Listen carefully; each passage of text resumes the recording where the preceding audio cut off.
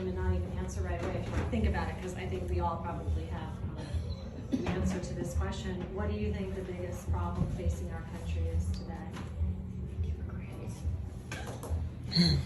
Be concise. Why don't we start with Mitch? The biggest problem we face today, federal overreach, is one of the biggest problems we have. And from the perspective of a member of the General Assembly, lack of supermajority. Because we went for 4 years without a budget because every budget that was passed was vetoed. A budget was finally passed, but that is a problem. It is. I've served under 5 governors, and this one's the most difficult that I've ever seen. Because in the past, and we have a governor now that has went through the Assembly, Attorney General, Governor. He ought to know how to work the General Assembly. He ought to know how to meet a compromise. Not your character, not your morals, not your perspective, but on issues. Every now and then you can reach. We had an issue. Can I ask a follow-up question? I know you said only one, but I gotta ask a follow-up on this. Well, why don't we get through the first one and then we'll do the follow-up. Write it down. Write it down. Write it down. We had an energy bill that went through the Assembly. It was. Is that HB 951? I think does it the energy? Solar energy one to get carbon emissions reduced by 2030 and 2050? Yes, and I voted no on that bill. And that bill, as it went through the process, that language was added in something called a conference report. And after it was passed, I voted no on the conference report because they added all this carbon footprint stuff that was not in the original bill. Turn around, and the Democrats were blogging how they got it passed with their governor's leadership. If it hadn't changed in the Senate, it would have never had all that carbon footprint language. But the federal overreach is the biggest thing that we see at this point.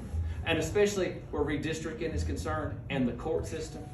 The courts are drawing the maps, and that is a legislative prerogative. It is not a prerogative of the judicial branch. And we're going to be back in court with that issue, and we will be back in redistricting when we go back in the fall. Or probably next year after the fall election, we go back to long session. The congressional maps are going to have to be redrawn one more time. We hope it's just one more time. That's why we're gonna vote for April with. I guess, just simply put it, it's just too much government. Like, all around the board. You got too much government interfering in your lives. I don't know what else to say to that. Get the government out of your life. I agree with that, but I think maybe the bigger problem is the silent majority, because there's not people standing up to it.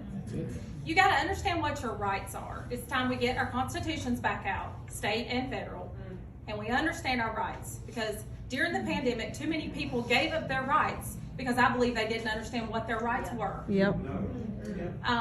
And it frustrates me. So I think, yes, there's lots of government overreach. It's at a boiling point. It's been there for a while. It's boiled over. But I think activism, getting involved locally, is how we fix our country. It's not going to happen if Trump gets back in. It's not going to happen from the top down.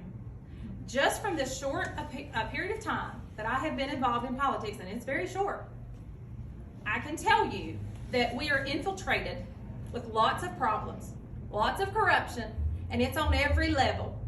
And until we start cleaning it up from the bottom up, that's when we're going to start seeing changes. Locally, then it'll trickle up to the state.